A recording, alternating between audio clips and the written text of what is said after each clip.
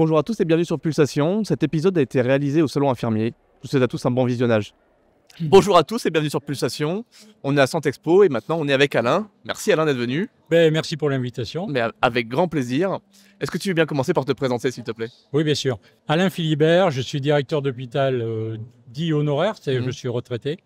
J'ai pris ma retraite il y a 2 ans après une quarantaine d'années de carrière. Oui. Carrière qui a commencé d'ailleurs pas du tout à l'hôpital comme cuisinier dans le secteur privé, mais après je suis arrivé à l'hôpital sur un emploi d'agent administratif et je suis tombé amoureux de ce milieu. Donc après j'ai tout fait pour pouvoir faire une carrière intéressante, ce qui a été le cas. J'ai passé notamment 20 ans outre-mer, à La Réunion et en Guadeloupe, où j'ai eu la particularité de gérer un certain nombre de crises sanitaires plus ou moins importantes, certaines très importantes, comme la dernière, l'incendie du CHU de la Guadeloupe. Voilà. Et maintenant, je suis retraité et je fais de la formation, je donne du conseil, etc. Voilà. Alors, mais ça, faut que tu nous en dises plus, mais avant tout, c'est qu'est-ce qui t'a attiré dans la santé? C'est comment tu passes de la cuisine, qui est un métier qui finalement a beaucoup de valeurs communes avec la santé, en termes de travail, en termes de rigueur, en termes d'horaire, en termes, à la santé. Qu'est-ce qui t'a attiré? Comment tu es venu à la santé? Alors, c'était totalement par hasard. Ça, c'est important de le savoir. C'est-à-dire que je faisais ce métier-là et mon épouse, qui est toujours mon épouse d'ailleurs, à l'époque, ne voulait pas faire ce métier là où on était. Et elle aspirait à d'autres métiers. Aujourd'hui, elle est enseignante, par exemple. Et donc, elle passait des concours administratifs et elle m'a entraîné, en quelque sorte, avec elle. Et j'ai passé un concours de commis hospitalier, qui est un concours de catégorie C, que j'ai réussi. Et donc, j'ai commencé ma carrière dans un vieil hôpital à Romans-sur-Isère, juste avant l'ouverture d'un nouvel hôpital. Donc, j'ai découvert un monde de l'intérieur que je ne connaissais pas, ou mal en tout cas. Et je suis tombé amoureux de ce milieu-là. Je suis tombé amoureux mais vraiment, des missions que remplit l'hôpital, qui sont des missions, à mon sens, les plus nobles qu'on puisse avoir.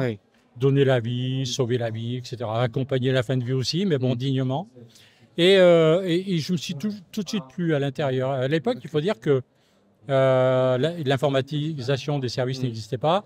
Et donc, j'allais dans les services avec ma blouse blanche à la rencontre des personnes qui étaient hospitalisées au lit pour récupérer leurs papiers d'identité, de sécurité sociale, etc. Et donc, ça m'a amené à visiter très régulièrement les services de soins. Et j'ai vraiment été épaté par ce que faisaient les soignants dans les services et les médecins.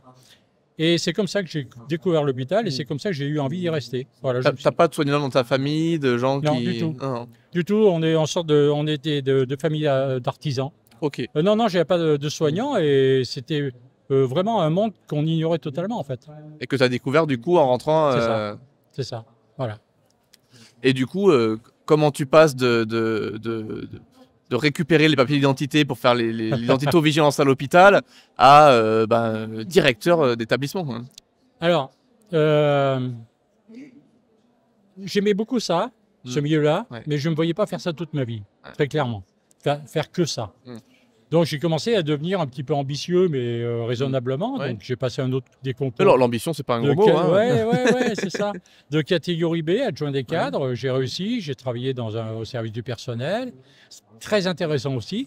Mais j'ai compris que, et ça, faut dire qu'on a la chance d'habiter en France, que la promotion professionnelle pourrait me permettre, à condition de travailler et de réussir les concours adéquats, de préparer le concours de directeur d'hôpital. Donc, c'est ce que j'ai fait. J'ai préparé à distance avec l'école de la santé. Et puis après, j'ai passé des concours d'admission au cycle préparatoire que j'ai réussi. Et je suis parti à Montpellier où j'ai bénéficié pendant quasiment 10 mois d'une formation très intense à la préparation de concours d'entrée à l'école de la santé. Parce que scolairement, le jeune Alain, il est... Le jeune Alain était, comment dire, peut-être un peu paresseux, en tout cas très dilettante. J'étais interne pendant 9 ans. J'habitais dans le Vercors. Et dans le Vercors, pour aller au collège, pour aller au lycée, il faut être interne. Et assez bizarrement, je me suis beaucoup plu dans ce milieu-là, l'internat, avec les copains, avec tout ce qu'on peut faire ensemble, comme jeu, comme sport, etc. mais j'étais pas travailleur. Mm. Et au grand désespoir de ma pauvre mère, à qui je pense en te parlant. Et il a fallu un déclic pour que je comprenne que j'avais la possibilité. Donc j'avais commencé par passer mon bac, je l'ai eu, mais j'ai mis 9 ans pour avoir le bac au lieu de 7 ans habituels. Ça, c'est un léger détail, mais ça veut dire que j'étais tellement bien que je ne voulais pas en partir. Et après, pour pouvoir travailler avec ma mère notamment, j'ai passé un CAP de cuisinier dans un centre de formation pour adultes à Autran, dans l'Isère, que j'ai réussi et j'ai commencé à travailler comme ça.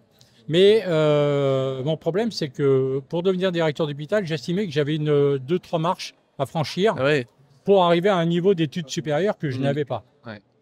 Et donc, ces cycles préparatoires m'ont permis justement, non seulement de préparer le concours, mais aussi de te donner la confiance et l'assurance dont tu avais ouais, besoin. tout à fait. Et puis aussi d'approfondir les connaissances, qui est quand même très important pour passer des concours de catégorie A. Donc, j'ai passé 4 concours, j'en ai réussi 3, dont donc j'étais admis comme directeur d'hôpital. À l'époque, c'était directeur de 4e classe, c'est-à-dire des 3S aujourd'hui, donc 2e. Assez, très bien classé en plus, 4e au niveau national, j'étais plutôt content de moi. Et la prépéna.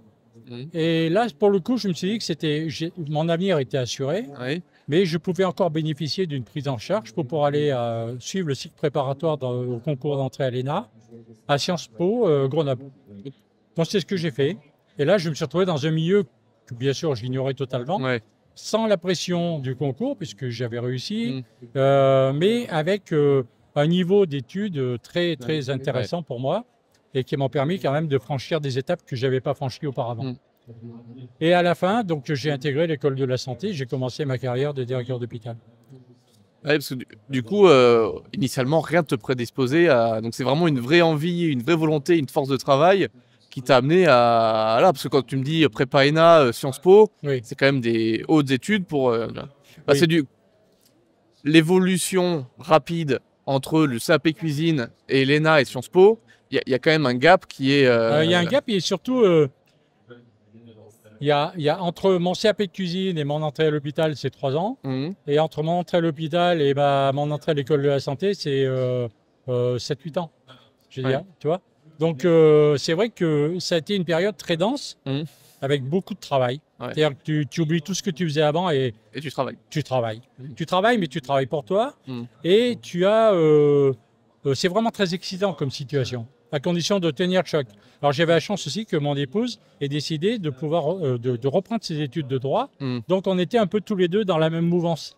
Et ça, c'est très aidant. Parce que familialement, on n'avait pas encore d'enfants, il n'y avait pas d'écart, il n'y avait pas de tension. Au contraire, on avait le même objectif. Vous étiez moteur l'un pour l'autre. Ouais, c'est ça.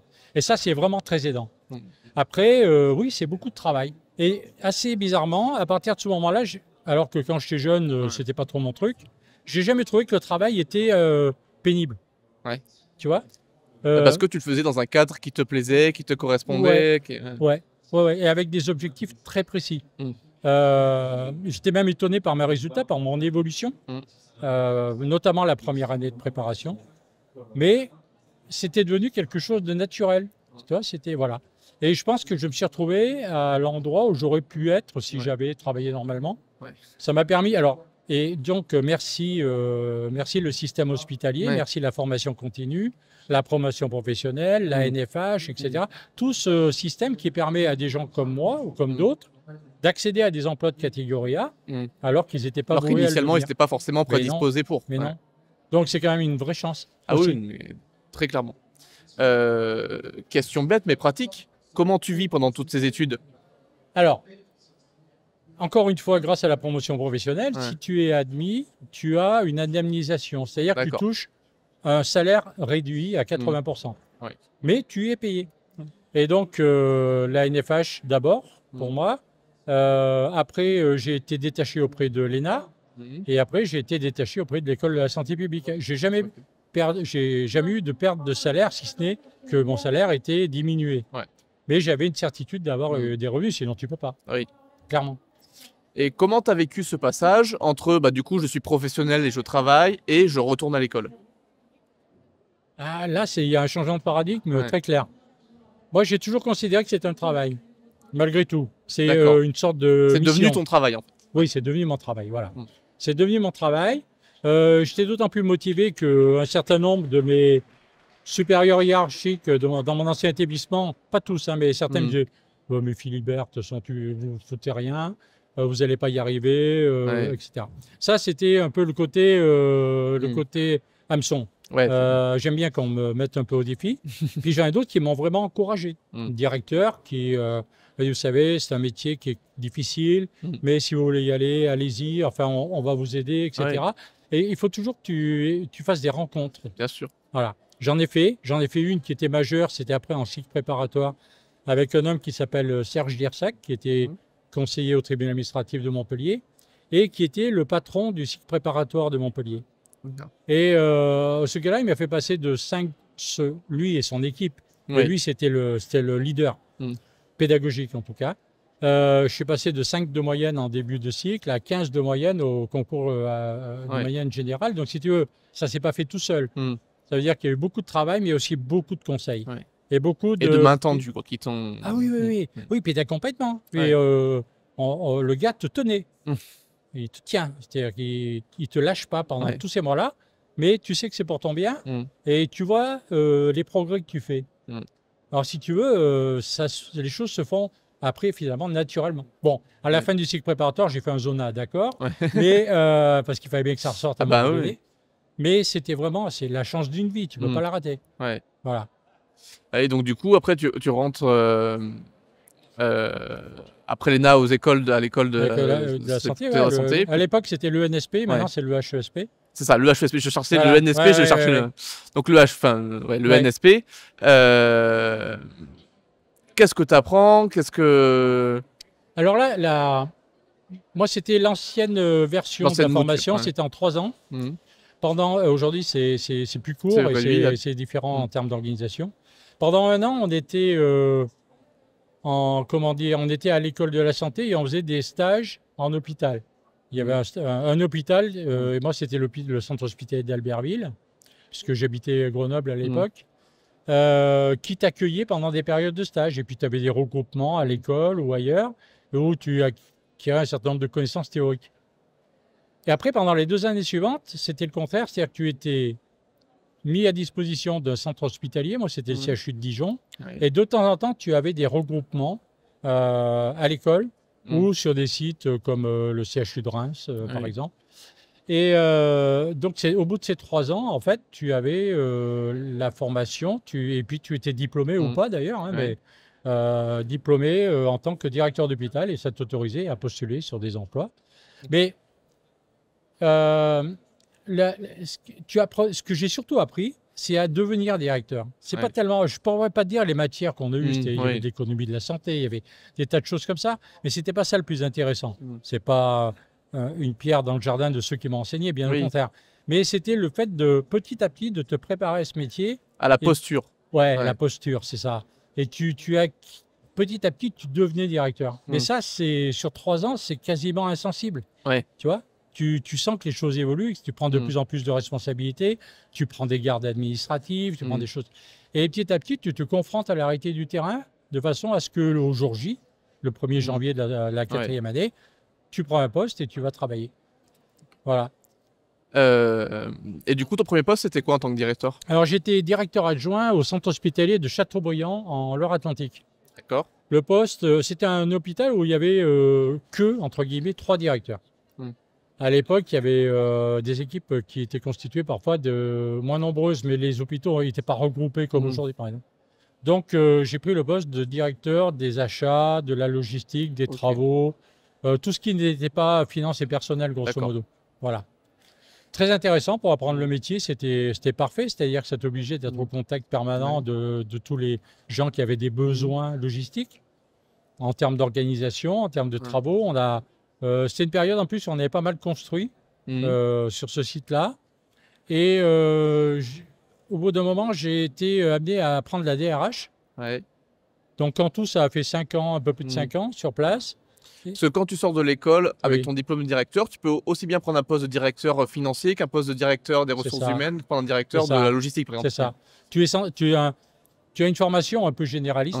Bien sûr, tu as appris des techniques, hein, Mm. bien sûr. Alors, maintenant, il y a, avant la sortie de l'école, les 3 derniers mois, il y a une Oui, spécialisation. maintenant, Nous, ce n'était pas le cas à Mm. l'époque. Donc, effectivement, tu postules sur des emplois, sur une liste d'emplois qui est proposée, et charge-toi d'obtenir un poste qui Ouais. te va bien. Et donc là, on est même dans ce métier Mm. aujourd'hui, on est capable de prendre n'importe quel poste. Ouais. Mais la spécialisation fait effectivement que Mm. les gens sont plus dans des filières, notamment Parce que des c'est RH quand même ou des finances. métiers très, très différents. Voilà, que tu Très. fasses de la RH ou des finances, c'est quand même ton quotidien est fondamentalement différent. Hein. Totalement. Est fondamentalement différent. Ouais. Mais on est censé être formé à s'adapter à toutes Oui, les bien sûr. situations et à tous les emplois. Mm. Alors après, aujourd'hui, il y a un gap entre directeur adjoint et chef d'établissement. Oui. Avant, il y avait beaucoup plus de postes de chef Mm. d'établissement. Maintenant, il y en a beaucoup moins. Oui. Et ils sont beaucoup plus importants en termes de responsabilité, d'effectifs gérés, de territoires couverts. Je pense à mon dernier poste, au groupe hospitalier Bretagne Sud, Mm. où pas moins de 4 ou 5 établissements ont fusionné. Ouais. Donc ça veut dire qu'il y a 3 ou 4 postes de directeur, de chef d'établissement qui ont Qui ont disparu Ouais. au profit d'un seul. Et donc parfois, ça crée des situations pas forcément Mm. faciles à gérer Ouais, bien sûr. pour le chef de l'établissement du groupe hospitalier. Mm. À ne pas confondre avec le GHT qui est une autre Encore autre chose. organisation. Ouais. Voilà. Et donc, premier poste, tu dis que tu bascules sur la DRH ensuite. DRH, Ouais. et puis après, au bout d'un moment, j'avais l'ambition, j'avais envie, très envie d'ailleurs depuis le début, de prendre une chefferie d'établissement. Ok. Donc j'ai postulé et j'ai été recruté sur la direction du centre hospitalier de Rumilly, en Haute-Savoie, Mhm. qui se situe grosso modo entre Aix-les-Bains et Annecy. Ouais. Un hôpital qui était en cours de restructuration. Ça, c'était Mhm. une expérience très intéressante parce que l'hôpital avait été petit à petit défait de ce qui faisait un peu Son essence. son essence, Ouais. c'est-à-dire les urgences, la chire, la maternité, grosso modo. Ouais, au profit des gros centres qui étaient à Au- côté, Annecy. Oui, ouais. assez logiquement Ouais. d'ailleurs. Et moi, je suis arrivé à une période où cet établissement se reconvertissait Mhm. et ouvrait des services de soins de suite très spécialisés. Ok. Alors, je pense notamment à la rééducation cardiaque, Mhm. avec un gros hôpital de jour, voire hôpital de semaine. Et surtout, et là j'ai vraiment participé à ça, Mhm. à l'ouverture de soins de suite neurologiques Ok. de très haut niveau, Mhm. parce que on était dans une région où il y a beaucoup de casse, Ouais. notamment le ski, l'alpinisme, Mhm. le deltaplane. Oui. Enfin, les gens vivent dangereusement. La montagne, c'est. Jeunes, c'est la ouais. montagne. Ouais. Les jeunes se cassent, se Mhm. font très très mal. Ils sont réparés en quelque sorte, c'est pas le Mhm. bon terme, mais c'est Oui. celui-là, à Lyon notamment. Mhm. Et après, il y avait un trou d'air, c'est-à-dire qu'entre Lyon et puis puis Genève, chez eux. il n'y a pas beaucoup Ouais. d'offres. Ouais. Et on sait que la proximité, c'est très important Mhm. en termes de Bien relations sûr. entre la famille et le... Et donc, on a ouvert des services comme ça, Mhm. soins de suite neuro, rééducation post-réanimation, etc. Alors ça, c'était une aventure, parce que les équipes de chirurgie Mhm. sont devenues des équipes de soins de suite et de réadaptation Ah oui. du jour au lendemain. Quasiment. Ouais. Moi, je suis arrivé après la fermeture du bloc, hein. Mais on était dans cette mouvance-là. Mhm. Et ça, c'est une aventure humaine très intéressante. Ouais. Et là, j'ai vraiment travaillé, c'est ce que j'ai aimé, j'ai vraiment travaillé au plus près avec les équipes. D'ailleurs, c'est ce qui m'a toujours un peu motivé. Là, d'ailleurs. tu as dû avoir des gros enjeux de RH, enfin de Oui. ressources humaines, parce Oui, que là, oui. c'est entre du coup les départs, les arrivées, les gens qui perdent Ouais, un peu le c'est ça. sens. Ouais, ouais. Et j'en ai gardé un très bon souvenir. C'était vraiment très intéressant parce que c'est des situations que tu n'apprends pas à l'école. Bien sûr. Tu apprends pas. Et d'ailleurs, la suite de ma carrière, ça a été ça tout le temps. J'ai vécu des situations qu'on n'apprend Ouais. pas à l'école. Mais tu t'aperçois que finalement, ta formation n'est pas si mauvaise, Mm. puisque tu t'adaptes. Parce que Il y tu a as aussi- appris à gérer ce qu'on t'a pas appris à l'école. Ouais, c'est ça. Et ta personnalité joue beaucoup, bien Bien sûr. évidemment. Bien sûr. Donc, Donc restructuration, enfin, je sais pas si on peut dire restructuration, mais modification d'activité pour cet oui, c'est établissement. ça. Tu restes combien de temps du coup là-bas? 5 ans. Moi, j'ai des périodes de 5 ans à peu près. Ouais. Pas toujours, mais la moyenne, c'est ça. Et puis, j'avais envie d'autre chose. Non pas que j'étais mal, j'étais bien là. Mais L'attrait faut savoir de la que nouveauté. je suis devenu directeur d'hôpital 10 ans après les jeunes qui sortaient de la fac, Ouais. du fait de ma carrière précédente. Mm. Donc, j'avais pas trop de temps à perdre si je voulais vivre tout ce que je voulais vivre. Mm. Et ma deuxième envie, était double. C'était d'une part d'aller travailler dans des établissements privés à but non lucratif, Ouais. parce que j'entendais des choses très intéressantes sur Mm. la manière de gérer ces établissements Oui. qui sont. Et d'autre part, c'était l'outre-mer. Je ne sais pas pourquoi, mais l'outre-mer m'a T'avais envie attiré. d'ailleurs. Oui, et j'ai eu la chance tout le temps d'avoir une famille qui m'a suivi partout. Ouais. Mais ça, c'est un point Ça, essentiel, ouais, parce que bien sinon, sûr. ça ne marche pas. Si la famille suit pas, c'est très Comme vite les enfants. compliqué. Ouais.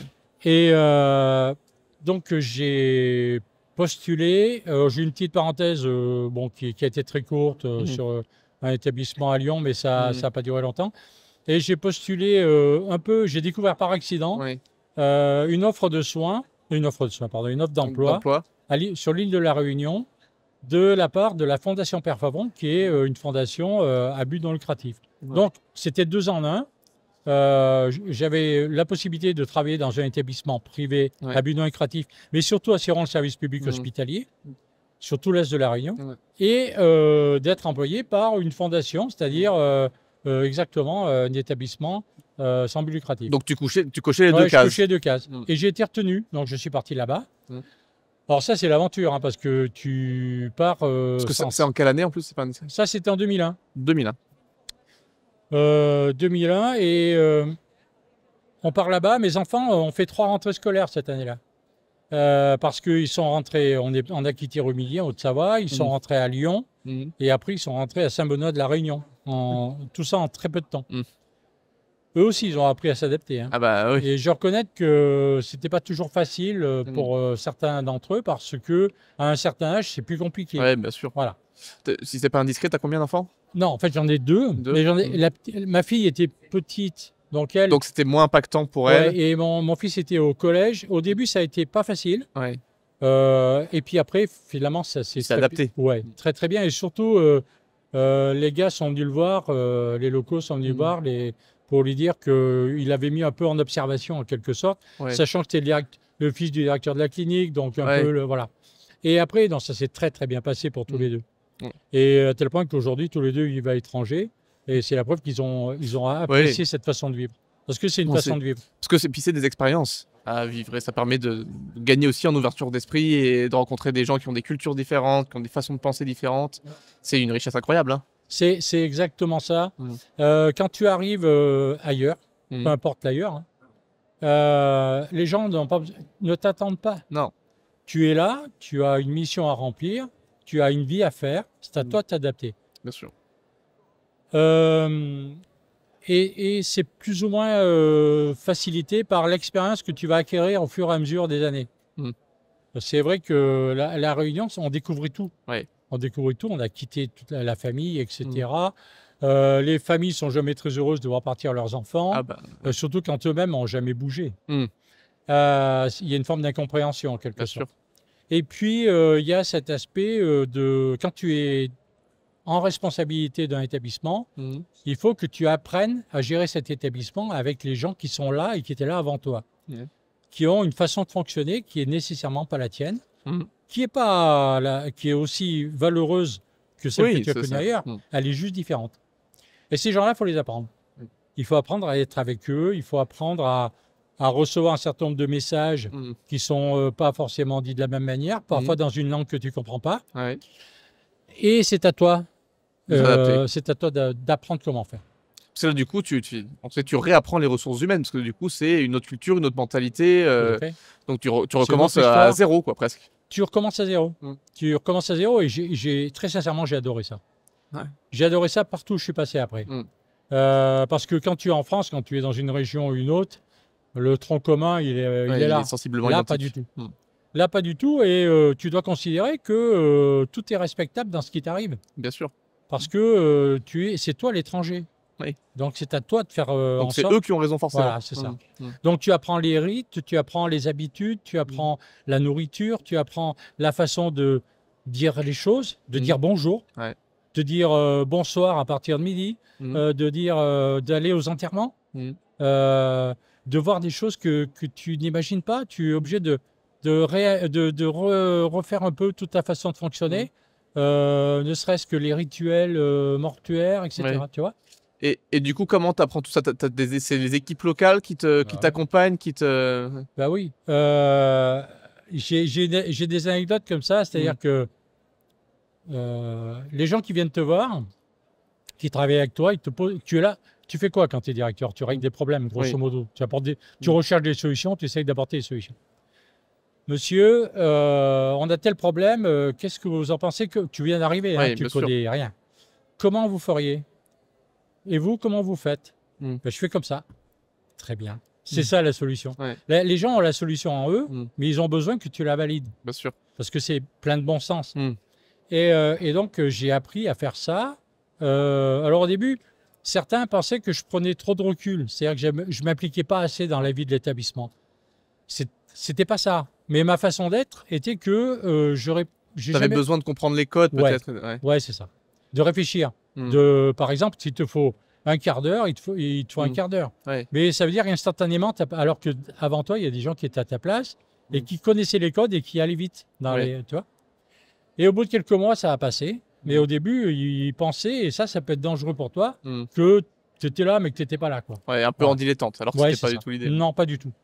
Pas du tout, mais tu avais un nouveau métier à apprendre. Eh oui. Et après, une fois que tu as compris ça, que tu as appris les choses, une fois que tu as gagné la confiance des gens équipes. avec qui tu bosses, mon vieux, c'est un vrai bonheur. Quoi. Je ne dis pas que c'est facile, Mm. mais je dis que tu es en symbiose avec ton équipe, Ouais. avec tes équipes. Bien sûr. Voilà. Et après, on s'est retrouvé face à des situations sanitaires de crise très compliquées, Mm. comme l'épidémie de chikungunya, Ouais. où tes solutions, elles t'arrivaient. Mm. Elles t'arrivaient, mais il faut que tu sois là. Il faut que tu sois là quasiment jour et nuit. Mm. Il faut que tu sois à l'écoute aussi. Présent, à l'écoute, etc. Et ça, ça s'apprend pas non plus à l'école, ça s'apprend sur le terrain. Bien sûr. Mais il faut avoir envie d'être avec l'autre. Tu vois ce que je veux dire? Il y a parfois, tu peux avoir un peu de recul pour te protéger. Ouais. Là, non, il faut pas faire ça. Si tu te protèges, tu apprends pas des autres. Mm. Au contraire, alors parfois, Il faut aller se confronter. c'est un peu Ouais. sportif, mais il faut y aller. Il faut y aller. Et du coup, à ce moment-là, je repense à la crise du chikungunya, là. C'est quoi tes rapports avec l'ARS locale, avec Alors, les institutions de ouais. l'Hexagone pour de soutien? Très intéressant. À l'époque, d'abord, il faut savoir que la réserve sanitaire n'existait pas encore. Très rapidement, elle a vu le jour. Après. Ton problème, c'est que tu es dans le coin le plus reculé de la Réunion. Ouais. Pas reculé, mais le moins sous Un les peu feux. isolé, quoi. Un peu Ouais. isolé. Avec beaucoup d'agriculture, beaucoup de culture, etc. Les gens, quand ils parlent de la Réunion, ils parlent des plages de l'Ouest. Toi, Oui. tu es à l'Est, tu es au milieu des bananiers, etc. Avec une vie passionnante, Mm. mais que tu es le seul à connaître, grosso Ouais. modo. Tu diriges la plus petite structure porteuse d'urgence de la Réunion, Mm. une qui possiblement est déjà remise en cause dans son existence D'accord. parce qu'on veut qu'elle devienne un hôpital public, et en plus, une qui ne fait pas les feux de l'actualité. Oui.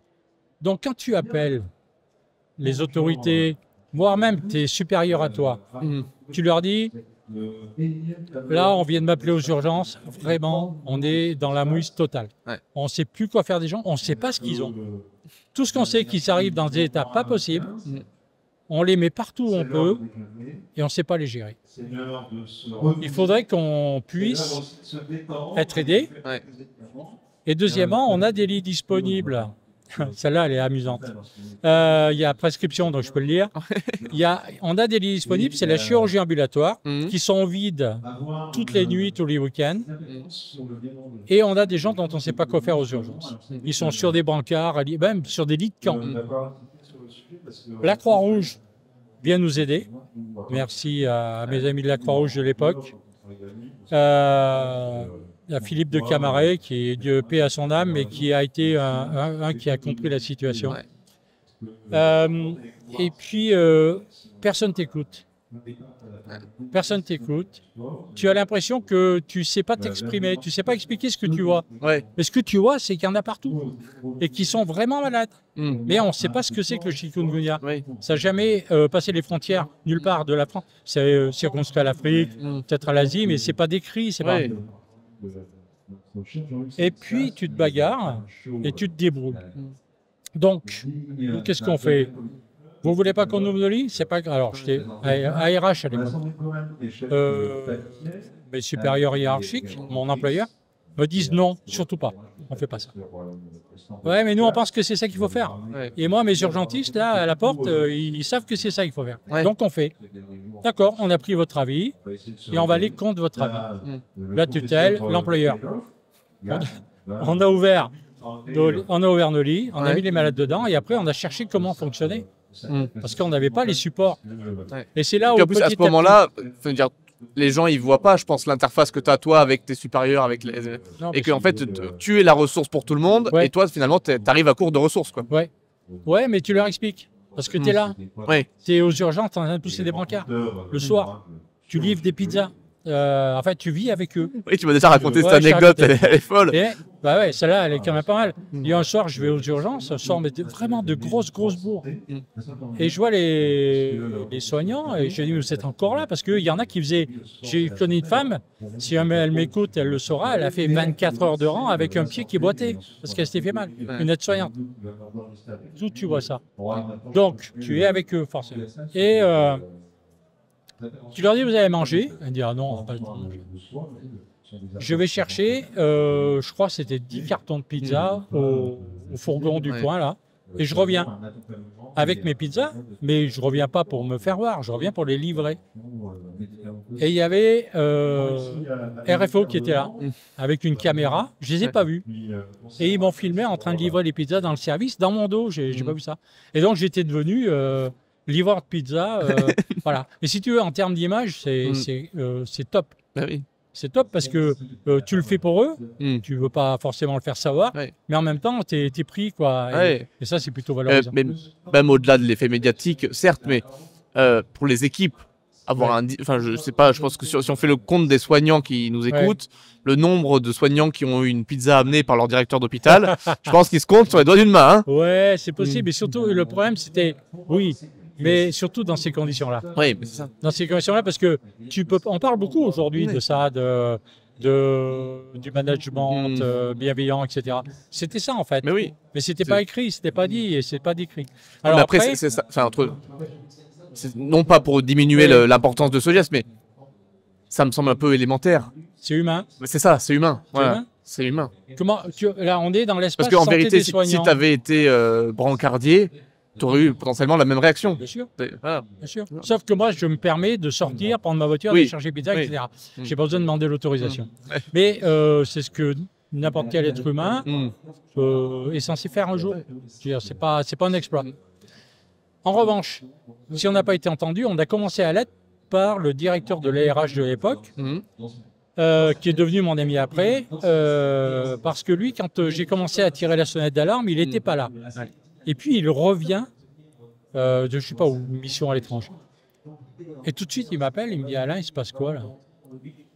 Je dis, bah voilà ce qui se passe. Il dit, qu'est-ce qu'on fait? Je dis, bah, je sais justement. C'est ma question.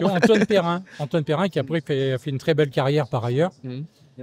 Et ah non, mais là ça va pas. Donc lui, il a été notre relais principal parce que c'était toujours circonscrit à l'Est. Hein. Après, ça s'est étendu, mais pas de manière aussi spectaculaire, vis-à-vis du ministère, vis-à-vis du niveau national. Et là, tout de suite, ça s'est enclenché. Et là, on a reçu les premiers renforts humains avec les ministres qu'ils accompagnaient, etc. Et là, bien sûr, on est rentré dans une autre histoire parce que on était pris en compte, on était renforcé. J'ai encore des amis de l'époque qui sont venus. Alors, la réserve sanitaire n'existait pas, donc c'était des volontaires qui venaient là. Il y avait une organisation un peu comme on pouvait. Il fallait organiser tout ça, les transports non, mais le logement, les voitures, etc. Parce qu'en plus, en termes de logistique, de matériel, la Réunion, c'est quand même un secteur qui est un peu isolé. Il fallait réaffluer, j'imagine, en oxygène. Donc, tout ça a dû être mis à l'échelle. J'ai transporté de l'oxygène dans ma voiture. Hein. Je suis allé à Air Liquide au port chercher des bouteilles. Enfin, je veux dire, c'est... Mais c'est pas imaginable, d'ailleurs, c'est pas légal. Non, mais oui. Accessoirement. Entre nous soit dit. Entre nous soit dit. Mais c'est le système D en permanence. Donc là, les renforts arrivent, les ministres sont là, ils nous prennent en compte, et ça y est, ça commence à s'organiser. Et là, c'était une grande respiration. En revanche, au niveau local, il fallait trouver des solutions d'hébergement. Il fallait loger non seulement les renforts, mais aussi les malades qui ne pouvaient pas rentrer chez eux pour des raisons sanitaires. Ah oui. Des raisons de prise en charge. Donc, on a passé notre temps à faire ça. À résoudre des problèmes. À résoudre des problèmes avec mon adjointe Béatrice Bélinger à l'époque. Et c'est une aventure qu'on n'a pas vécue 2 fois, quoi. Ouais. Voilà. Mais si tu veux, tu l'as dit, on était loin. Ouais. C'est compliqué. On n'était pas, au début, on n'était pas considérés. C'est après que les choses se sont amplifiées, etc., que Dieu merci, il y a des gens qui ont compris que la situation était grave et que ce n'était pas de notre faute si elle n'était pas gérée. Parce qu'on l'a gérée. On l'a gérée comme on pouvait, quoi. Et moi, j'ai une question qui me taraude, c'est et après, une fois que tout ça c'est fini, comment tu remobilises les équipes, comment tu organises la descente de... Alors, il y a déjà toi, parce que en plus, tu es sollicité par les médias du monde entier. Tu avais des gens qui débarquaient, des journalistes de niveau national, qui arrivaient à Gilo, descendaient de l'avion, ils avaient ton numéro de téléphone. Ah oui. Et ça défilait, ils attendaient devant ton bureau, tu avais les reporters qui étaient là, qui t'attendaient, quoi. Après, tu avais les gens qui t'appellent. Moi, j'ai une autre anecdote, il va peut-être se reconnaître s'il écoute. C'est le standardiste qui m'appelle et qui me dit, mais je sentais dans sa voix, tu veux, une fierté immense. Monsieur, on vous appelle de Washington. Washington, à la Réunion. C'était la voix de la France en Amérique. Et la journaliste m'a interviewé sur la situation. Donc, tout le monde était au courant que ça se passait là. Et le gars, le standardiste, avec qui je suis toujours en relation d'ailleurs, tu sentais que vraiment, c'était extraordinaire comme situation. Et donc, voilà. Alors, après, ça retombe. Je suis pas mécontent que ça retombe. Mais en même temps, tu as laissé 3 mois de boulot derrière toi. T'as rien fait d'autre. Et puis ça retombe en termes d'énergie aussi. En termes d'énergie, bien sûr. Et après, après, il faut se réhabituer. Alors, bien sûr, tout le monde est content que ça s'arrête, c'est bien évident. Mais il faut relancer la machine, reprendre, c'est le retour à la normalité, quoi, au quotidien. Voilà, c'est ça. Et ça, c'est pas évident. C'est pas évident. Et là, il faut encore être là. Parce que tu peux pas être là quand c'est chaud. Quand, en plus, il fallait gérer tous les médias, etc. Ils passaient tous par le directeur. Interdiction de communiquer autrement, pour des raisons de évidentes. Évidente. Et après, il faut être là pour redémarrer tranquillement l'activité, relancer toute cette machine, etc., qui a fonctionné à fond. Les gens sont crevés, etc. Donc, c'est encore une autre phase qui est peut-être, à mon avis, aussi longue. Ah oui. Mais qui est aussi difficile en termes de management, parce que du coup, là, il faut remobiliser les équipes, il faut faire avec la fatigue, il faut... Mais en même temps, adapter l'activité, parce que j'imagine que tu ne reprends pas à 800%, à 100% tout de suite. Tu n'es plus le même directeur. Tu n'es plus le même. Tu n'as plus la même relation avec tes équipes. Non, bien sûr. C'est un peu comme les anciens combattants. Voilà. Faut que tu t'es battu ensemble. Tu sais de quoi je parle. Donc, on s'est battu ensemble. La relation, elle est différente et elle est très forte. Tu fais partie, là, pour le coup, tu fais partie de l'équipe.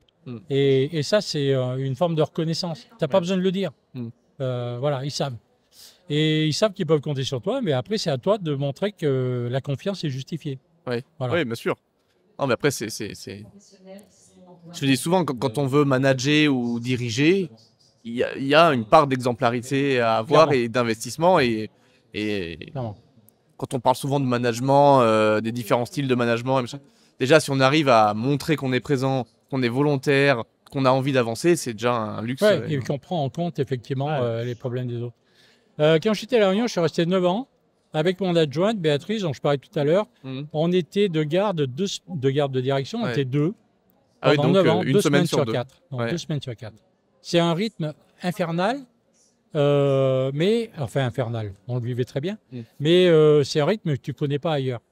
Mais en revanche, en termes d'intégration, tu es là tout le temps. Enfin, tu es là tout le temps, tu es là tout le temps, en grande partie. Et ce qui fait que tu es reconnu pour qui tu es, pour la place que tu occupes. Tu vois. Et puis du coup, j'imagine que c'est plus facile de tisser des liens avec le directeur quand il est entre guillemets tout le temps là, tout le temps présent et présent auprès des équipes. Parce que ça, c'est un enjeu aussi. Aujourd'hui, il y a plein d'équipes qui ne connaissent pas leur directeur, qui ne savent même pas donner le nom du directeur de leur établissement. Malheureusement, donc il y a une vraie part de lien et de communication à créer. Et là, pour le coup, là, la crise t'a entre guillemets un peu forcé à être avec eux sur le terrain, quoi. Oui. Il y a l'avant et l'après-crise. Mais attention, la vraie crise, hein, Oui, pas la... Donc celle-là, oui, ça a été presque un modèle. Alors, en plus, on a eu droit à des équipes de recherche universitaires qui sont venues pour étudier la situation, virus, puisque c'était pas décrit. On avait des équipes qui venaient de Clermont-Ferrand, qui venaient d'autres hôpitaux universitaires pour étudier la situation. Et c'est une vraie En plus, chance. ça doit être hyper intéressant et hyper stimulant intellectuellement. Oui, il y avait plein de publications, il y avait, voilà, c'est ça. Ouais, et c'est donc, ça aussi, c'est très valorisant pour les équipes. Bah, du coup, de cet hôpital qui finalement était un peu au milieu de rien, il est devenu un peu le centre de l'attention avec les chercheurs qui venaient les assistants de et recherche, Washington qui appelle. Oui, et Washington qui appelle. Ça ne doit pas arriver tous les jours. Et puis quand même un jour, dans les murs, le Premier ministre et 3 ministres qui viennent te rendre visite, mais qui ne font pas semblant, qui sont là. Et donc ça, c'est très fort aussi. Très fort. Puis ça doit être important pour les équipes locales parce que je pense que souvent dans les dom-toms, les gens ils se sentent un peu isolés et loin de... Ouais, c'est ça. Donc c'était M. de Villepin, le Premier ministre, avec ce fort charisme, etc. Et puis donc ces ministres de la Santé, de l'Outre-mer, de la Recherche, de l'Université. Et mon ami Antoine Perrin voulait qu'on me remette la médaille, l'insigne du mérite. D'accord. Que j'ai refusé. Et j'ai demandé une médaille pour l'établissement. Et donc, on nous a remis la médaille. J'ai toujours mon dossier de l'Ordre national du mérite que j'ai toujours pas fait valoir. Mais on nous a remis la médaille de Matignon des mains du Premier ministre pour reconnaissance de l'investissement de l'établissement. Il n'y avait pas mieux comme reconnaissance que celle-là. De la République, des mains du Premier ministre. Donc en plus, du coup, c'est un message fort pour les équipes en place. C'est que oui, vous avez cravaché, oui, mais on est conscient de ça et on reconnaît le travail effectué. Et les relations que j'ai encore avec 15-20 ans après, avec les gens avec qui j'ai bossé là-bas sont toujours très fortes. C'est des amis. Oui. Ouais, c'est des amis, bien sûr. Alors après, la clinique a disparu, elle a été fusionnée avec l'hôpital public. C'est une autre histoire que j'ai pas vécue, ou du moins j'ai mal vécu. Bon, voilà. C'est une autre histoire. Et moi, je suis parti. Enfin, j'ai perdu mon travail en fait. Et lors de cette fusion, ils t'ont. Lors de cette fusion, mon poste a été supprimé. Là, j'imagine que émotionnellement, surtout quand tu t'es investi comme ça fort pendant longtemps. Et pas que pour moi d'ailleurs, parce que les personnels qui ont tous pu conserver leur emploi, voulaient se mobiliser. Mais sincèrement, c'était pas le moment. J'étais touché par la démarche, mais ils avaient autre chose à faire. Et donc, j'ai perdu mon emploi. Pendant un certain temps, c'était un peu compliqué. Et puis, par relation interposée, j'ai beaucoup postulé. Jusqu'à ce que l'ARS de Guadeloupe me propose un emploi de chargé de mission. Et donc je suis parti à l'ARS de Guadeloupe, sans femme et sans enfant, puisque mon fils vivait en Australie déjà, il était en stage de linguistique là-bas. Ma femme et ma fille sont restées à La Réunion parce que ma fille passait le bac. Donc on était sur 3 continents différents pendant quasiment 1 an. Bon, on l'a vécu. Oui, ma fille a très brillamment réussi son bac, après elle a fait des études très brillantes, etc. C'était le prix à payer. Voilà. Mais bon, j'imagine que c'est des conditions quand même qui sont pas faciles de se retrouver célibat géographique. Oui, non, c'est pas facile. C'est pas facile. Et alors là, c'était un nouveau métier à apprendre. Un nouveau métier à apprendre, un nouveau pays à apprendre. Une nouvelle culture, une nouvelle mentalité. Voilà, c'est ça. Et ça s'est bien passé. Ça s'est super bien passé. J'ai travaillé à l'ARS pendant 5 ans. C'était quoi exactement ton poste à l'ARS? Alors au début, c'était un poste d'adjoint au directeur de l'offre médico-sociale. Mais rapidement, il y avait trop de cadres dans ce service. Et donc, j'ai glissé vers un poste de chargé de mission essentiellement sur l'offre de soins ambulatoires. D'accord. Voilà. Et ça m'a passionné parce que je ne connaissais pas du tout. Ça m'a obligé alors à aller sur le terrain à la rencontre de tous les professionnels de santé libéraux, ambulanciers, infirmiers, médecins, etc. D'essayer de développer des maisons de santé pluriprofessionnelles, d'accompagner. J'ai aussi accompagné le développement, j'avais des dossiers plus particuliers, de la chirurgie ambulatoire, public-privé, de Quand développer on imagine que c'est encore compliqué aujourd'hui, j'ose imaginer il y a 10 ans en arrière en Guadeloupe, quoi. Oui, c'est ça. Ouais. Mais c'est très intéressant parce que là, pour le coup, tu accumules une nouvelle expérience et surtout, tu mets en œuvre un peu ce que tu as appris ailleurs. C'est-à-dire que la gestion de la crise du chikungunya, on l'a faite aussi avec la médecine de ville. Oui. On l'a faite avec tous les acteurs de santé. Il ne faut pas l'oublier. Même si toi, l'établissement était le centre support au niveau territorial, tu allais vers tous ces acteurs-là. Tu avais besoin des autres acteurs pour... Eux, ils avaient besoin de toi, mais toi, tu avais besoin d'eux. On avait ouvert un cabinet médical de garde dans la clinique peu de temps avant, avec des médecins libéraux. Tout ça, ça a fusionné, ça a marché ensemble de manière très intéressante. Donc, en Guadeloupe, j'ai eu ça à faire, notamment. Il y avait aussi le développement de la chirurgie, de la greffe de la greffe hépatique. Okay. Non, de la greffe de rein, pardon. D'accord. Qui est une activité antillaise, mais aussi incluant la Guyane, avec la nécessité de faire fonctionner tous ces acteurs ensemble, ce qui n'est pas forcément plus facile.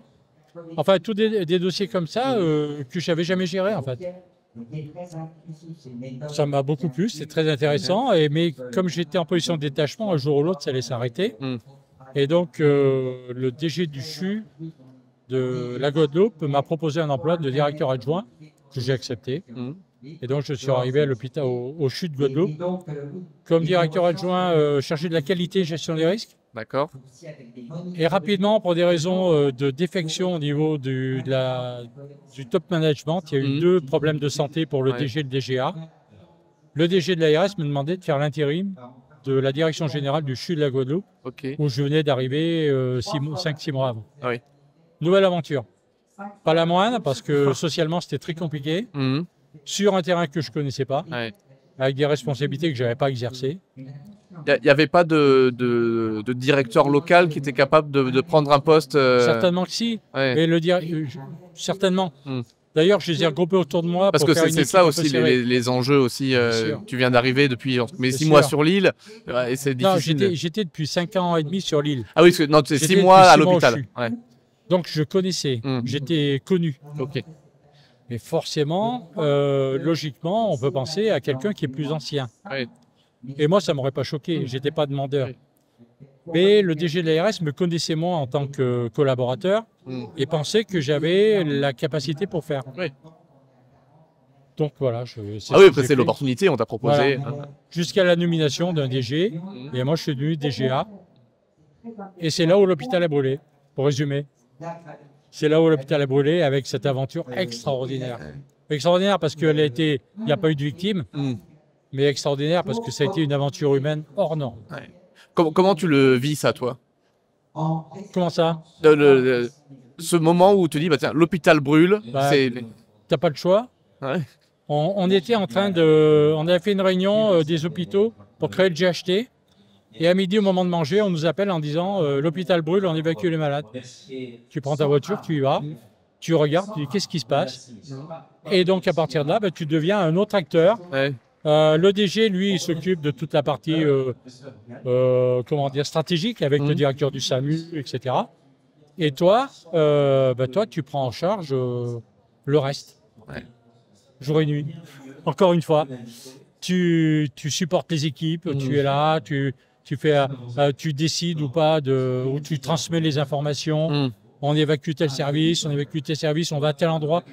Les malades de Réa partent en Martinique en hélicoptère toute la nuit. La chirurgie s'installe à la clinique des Eaux Claires, privée, qui est, coup de chance, a ouvert un nouveau bloc et donc a un bloc disponible qui peut te transformer en Réa, etc., etc., etc. Et toi, tu es au milieu de tout ça et tu fais ce que tu peux. Tu ne sais pas ce que c'est que ce métier-là. Mais tu es là. Tu es un peu le poteau mi-temps. Tu connais le poteau mi-temps. Et les gens savent que c'est à toi qu'il faut s'adresser. Alors voilà, tu es là. Puis tu gères. Tu gères tu centralises et tu essayes de communiquer. C'est ça. Et tu réunis tous les jours ta cellule de crise. Tu reçois l'hôpital mobile qui vient s'installer. On a brûlé le mardi. Le lundi, on ouvrait l'hôpital mobile avec les pompiers du Var. Un truc extraordinaire pour accueillir les urgences. Tu as des malades partout, il faut que tu coordonnes tout ça, etc. Enfin bon, voilà. Parce qu'on a vu des photos très impressionnantes du Sage de Guadeloupe avec tous les lits alignés dehors sur le parking. Ben oui. C'est... En fait, l'hôpital n'a pas beaucoup brûlé, mais la fumée s'est répartie partout et c'était plus vivable. Et puis on craignait trop que ça brûle. Ah oui, oui. Donc, puis un hôpital, c'est quand même, en termes d'incendie, c'est hyper sensible. Hein. Il y a des tuyaux d'oxygène, de la gaz. maternité, Ouais. la maternité a déménagé, enfin tout a déménagé. Le bloc, la réal, tout. Sauf les services de soins de suite qui se trouvaient ailleurs, mais sinon tout le reste. Et donc. C'est combien de patients évacués hein, sur le CHU? On a évalué à 1200 personnes en tout. Ouais. C'est-à-dire les piétons, les alités, les personnels, les accompagnants qui étaient là à ce moment-là. C'était un milieu de journée. Ouais. Et oui, c'est peut-être ça. Heureusement que c'est peut-être en milieu de journée, parce que c'est la même chose. Oui, c'est une chance. Et donc, tu vis là-dessus pendant des mois et des mois et des mois. Tu ne fais plus que ça. Ah bah oui. Tu fais plus que ça. Et tu vis au rythme de tes relations avec l'ARS, avec le Chorus, avec Santé publique France, avec la réserve sanitaire, avec les collègues du territoire, parce que tu vis chez eux, bah oui. etc., etc. Ah, et ça, c'est passionnant. Ah mais j'imagine. Ouais. C'est passionnant, c'est un métier que tu as appris nulle part, et tu es là et tu fais. Ouais. Et tu essayes de faire au mieux. Alors, beaucoup avec les représentants du personnel. Le CHSCT, en 18 mois, 45 réunions. Ok. Mais parfois, ça dure 1 heure, mais on avait besoin de... Mais toujours associés. Toujours associés, toujours... J'avais une secrétaire de CHSCT que je salue parce que je pense qu'elle va regarder. C'était une coopération vraiment très, très importante et très directe. Ouais. Voilà, une confiance qui s'installait. Ouais, qui s'installait. Mais tu n'as pas le choix en plus. Et le bon sens prend le dessus. On a l'impression que c'est facile pour toi, mais en vérité, tu es assez jeune directeur, tu es confronté au chikungunya, tu arrives en Guadeloupe, tu fais comment tu vis toi, ta posture de directeur? Parce que du coup, là, tu es l'épaule sur qui tout le monde vient appuyer. Ouais. Tu n'es pas formé à ça à l'école. Comment tu le vis, toi Bah, tu le vis avec ce que tu es.